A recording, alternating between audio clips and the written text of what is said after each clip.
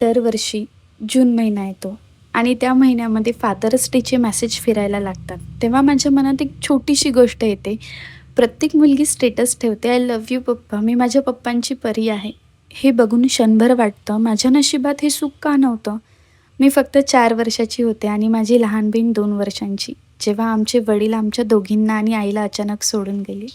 त्या वयात वडील काय असतात हे समजवायचंही वय नव्हतं आमचं. पण एक गोष्ट मात्र नक्की समजली होती, की आता जग बदलते.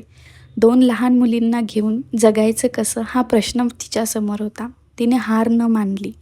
आमच्यासाठी तिने कंबर कसली आणि लोकांच्या घरची भांडे घासण्यापासून ते मिळेल ते कष्ट करायची तिने तयारी ठेवली. दिवस-रात्र एक करून स्वतः उपाशी राहिली. पण तिने आम्हाला चांगले संस्कार दिले, चांगलं शिक्षण दिलं आणि एक सुंदर आयुष्य दिले.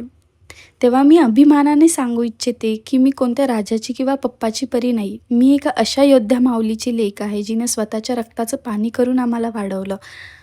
माझ्या आई माझा बाप आहे. माझी आईच माझा कणा आहे. मला नशिबाने दिलेला सगळ्यात एक चांगलं गिफ्ट आहे माझी आई.